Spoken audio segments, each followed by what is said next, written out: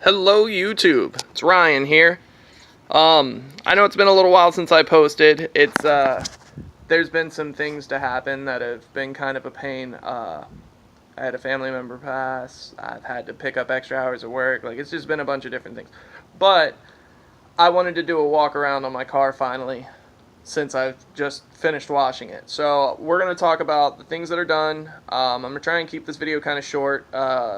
Something of a vlog, but basically what I'm doing is I just want to show you what's done to the car, what my plans are, and I'd like you to be able to see the progress with me. So here's the car. It's a 1997 Volkswagen Golf GTI. It's a 2.0. It's the 4-cylinder. It is not the VR6. I wish it was. To start off, has 185,000 miles on it, I think. I've replaced the engine once. I have rebuilt the head twice. It's probably because I was an idiot, but whatever. But basically, this is the whole thing in a nutshell. Where to start? Alright, we'll start underneath the hood. We'll do that. Okay. Alright, so first off, I do not have a completely stock engine. It's mostly stock, but it's not completely stock. I'm running the OBD1 ABA, which is 93 to 95 in the US. These motors come factory with double gated valve springs, so they are heavy duty high rev springs right out the gate. Saves you from having to do anything to the head to run any kind of a camshaft actually. I have forged internals. It's all factory compression. They're just really, really high quality forged parts. That is also a factory option on the OBD1. Step a little closer. I have a Tektronix 266 camshaft in it. I did have the matching Tektronix chip, but something happened with that ECU and the car stopped running one morning, so I put a different stock ECU in it that I had out of a parts car. I'm still running air conditioning and power steering.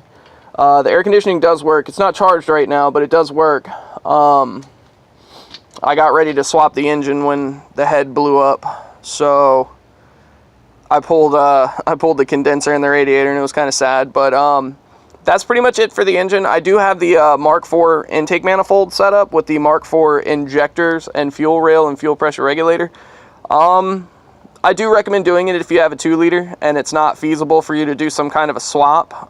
For me, I just don't have access to the stuff I would want for a swap, so I'm keeping with the 2-liter for a while. And I'm also, I also really enjoy the 2-liter. I've had at least 100 of these different cars over the last 13 years, buy and sell and trade and buying for parts cars. And I really like the ABA motor. It's really simple. It's easy to work on. It's actually almost bulletproof to anything you could do to it, minus putting a boatload of boost on it. But these motors they're incredible. They are literally tanks. As long as you've got good oil and as long as you've got radiator fluid or even water, as long as you keep it cool and keep it lubed, these motors will keep going. They're absolute troopers. But like I said, motor's mostly stock. I have the cam, I have the intake manifold. I do have a full exhaust. Let's see if I can get you down in there a little bit. Yeah, you can see my headers. Those are Raceland headers from Raceland, the company that makes coilovers. I do also have a short throw shifter. I don't know if you can see it, but it's that stuff right there. The lever with the holes in it and the linkage on it. I do have the Eurosport strut bar. I have an Eibach rear upper strut bar.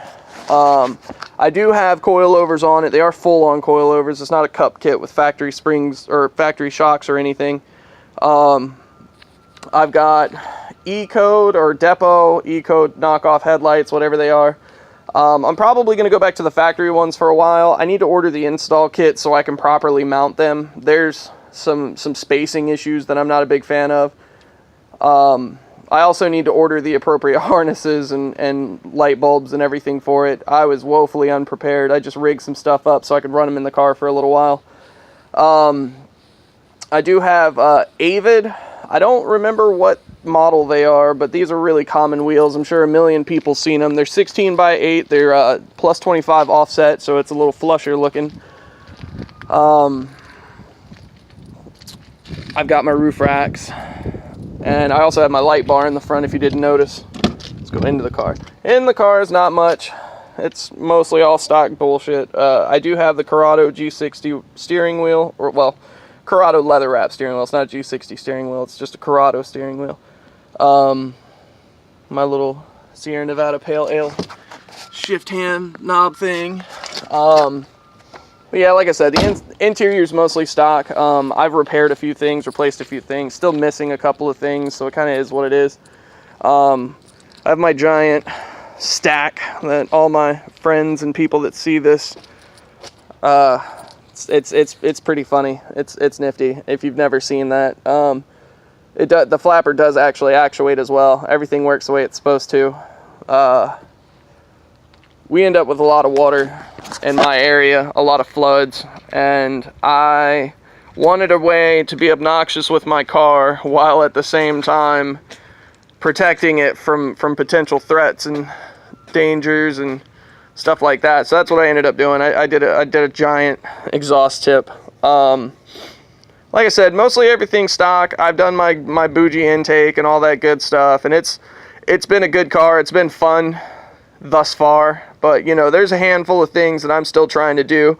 I'm probably soon gonna try and take my front bumper off and like remount my light bar and everything. I think I'm going to try and put it down lower if there's any way possible. Maybe I'll have to trim the back side of the heat sink for the light bar. I'm not real sure what I'm going to do just yet, but I know I need to buy the proper mounting equipment for the headlights and stuff, and you know, that's all in the works and on the way.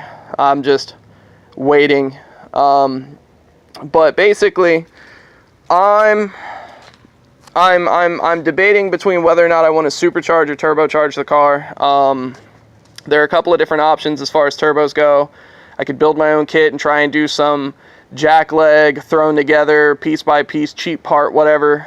And I'd probably get good performance out of it for a month. But you know, you get what you pay for. And I don't necessarily want to go spend $4,000 on the full C2 Stage 2 kit, because I don't think it's worth that much money. But then Von Brenner actually has a universal supercharger. They call it the AMR 500, and all I really have to do for that is make a mounting bracket and find the correct belt size for it, and that's not going to be too hard, realistically. Then it's just a matter of some piping, you know, some software, maybe some injectors, something real simple. But I'm going for a low boost application because I'm running a stock transmission, I'm running a stock clutch. Like I'm not trying to go nuts with this car, not unless, you know, I start making money off of this somehow miraculously, which I seriously doubt. But this is pretty much it, man. This is my car, and I love this car. I've had it for about 3 years. I paid $200 for it. I'm not in the car very much. I mean, there have been a handful of expensive repairs that I've had to put out for just because I didn't have the appropriate hardware and tooling to do the job that was required. But you know, 99% of this has been me in one way or another, and it's been a fun trip, and I plan to keep it alive. And you know, I'd like to hope that people will you know, support me and enjoy seeing the car transform from this to that. But that's gonna wrap it up for this video, guys. I appreciate your time as always. I'm gonna try and post a little more often here in the coming months. I've got a little bit of extra time on my hands now, so I think I'm gonna focus on the car just a little bit more, get some more stuff coming, get some more entertainment value. We'll see how it goes.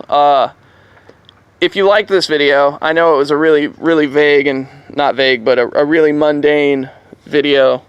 But if you like this video, feel free to subscribe. I'm kind of slow at posting things, and it takes me a while to do anything just because I'm lazy, and I did have time constraint issues before, but now things are clearing up, and I'm starting to get back into it. I'm starting to find my motivation again. And you know, if you want to follow me on Instagram, it's at VR6Prodigy, all lowercase, one word.